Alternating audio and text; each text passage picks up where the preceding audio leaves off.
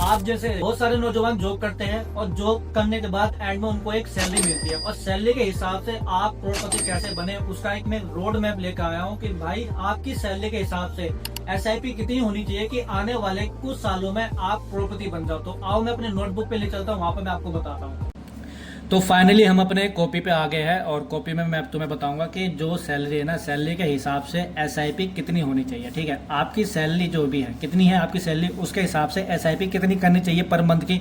तो साल का जो रिटर्न है भाई, देखो लॉन्ग टर्म में रिटर्न मैं हिस्ट्री देख के बता रहा हूँ कि आराम से भाई 18 से 20% मिल जाता है। ठीक है, लेकिन मैं मिनिमम लेके चलता हूँ, आपको साल का 15% का रिटर्न मिल रहा है और जो टाइम पीरियड रहेगा आपका रहेगा 30 साल का। ठीक है भाई, 30 साल का रहेगा। अब मान के चलते हैं आपकी सैलरी कितनी है जॉब में, 10,000 रुपए है। 10,000 रुपये पर मंथ की सैलरी है। ठीक है, उसमें से आपको क्या करना है, सिर्फ 1,500 रुपये पर मंथ एसआईपी करना है और 30 साल में आपका जो कॉर्पस होगा वो होगा 84,47,000 रुपये होगा। ठीक है, डन।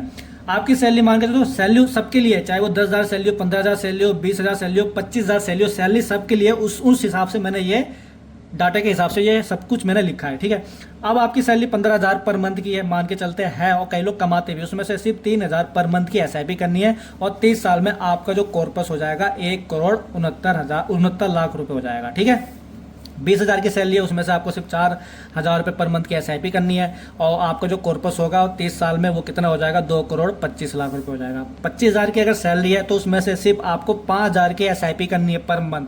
ठीक है, और आपका जो कॉर्पस हो जाएगा 30 साल में वो हो जाएगा 2,81,00,000 रुपए। आपकी सैलरी अगर 30,000 है तो उसमें से आपको पर मंथ 6,000 की एसआईपी करनी है और 30 साल में आपका कॉर्पस हो जाएगा कितना, 3,37,00,000 रुपए। 40,000 की सैलरी है, 8,000 की आपने एसआईपी कर दी और आपका जो कॉर्पस हो जाएगा 4.5 करोड़ रुपए हो जाएगा 30 साल में। देखो भाई, बुढ़ापे में किसी के आगे हाथ फैलाने से अच्छा है ना आप कुछ वेल्थ बना लो अपने लिए, ताकि आपको किसी के आगे, अपने बच्चों के आगे हाथ ना फैलाना पड़े।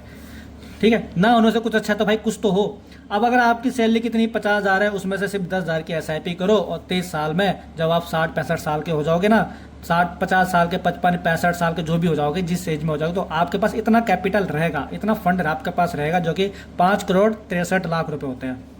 आपकी सैलरी अगर 60,000 रुपये है तो 12,000 रुपये पर मंथ की आपको एसआईपी करनी है, 6,73,00,000 रुपये आपका 30 साल में कॉर्पस हो जाएगा।